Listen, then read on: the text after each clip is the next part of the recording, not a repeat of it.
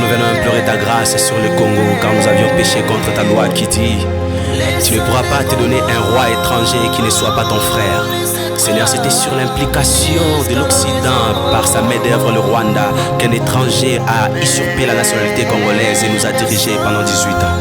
Pendant son règne, jusqu'à ces jours, c'est lui le commanditaire de groupes armés qui massacrent nos populations à l'est du Congo, sur l'implication directe du Rwanda avec les moyens engagés par la République française, sous l'œil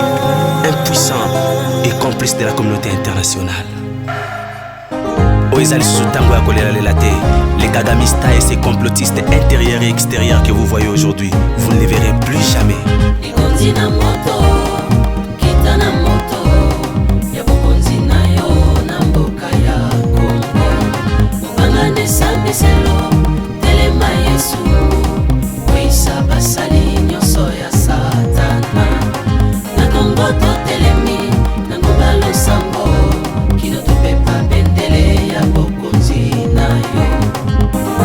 Komitango ya kosimba mopanga pona kopapa ya kopapa kokata pe kokwisa ba traître nyonso bazo manipuler ba institution ya mboka. Ndia milimo delicato kozela bonga ekoki to simba bilaka tumeli na pasi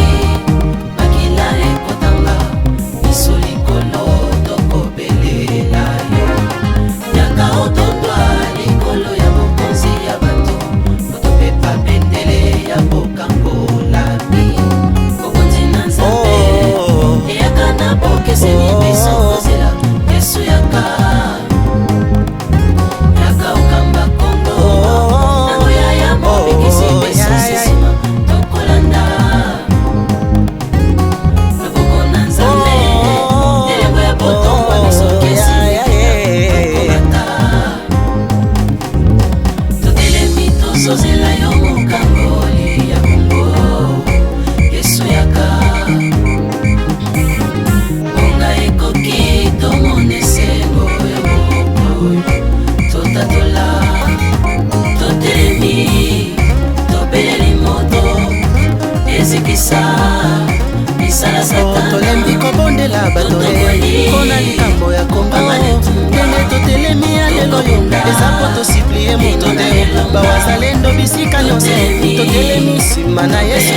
basoda na front batelemi arme numérike etelemi basportif pe na baartiste episcor du krist totelemi flambo tosimbi na maboko eza po tokangola mboka bitumba ya kongo botikeli bobele mokonzi ya mboka po tribalisme na partisanse ekoyisi patriotisme les congolais de mauvais goût les par défaut les parvenus na ntango ya bitumba bovandi kimia bozelaki kongo ekweya bozobundisa bahome d'etat po baboyi détournement na mafia a cause ya baintere personnele bokoma badepte ya baresocrate bosakrifia intere ya kongo boteka bomoto mpo na kanyaka na moi bolati sutani kazaka na butu bozobundisa mboka ye le congolais du santo delema toza na kongo mosusu te bapatriote tosangana todefendre koza mboka ye nototatola elonga ye Occident fongola matoye ngala ya kongo ekotombama lomo kongo lus akoyamba elonga konyokola bakoko na biso batata na biso bafukamaki me biso tokosiplie moto te toza ekeke ya balonge souveraineté ya kongo ekozala négociable te pourkui bozokonditionnela mpe toboyi konégocie liberté makila botangisa ekoganga soki ya bitumba tokolonga lole ekokitisa moto nayoka te balonga yesu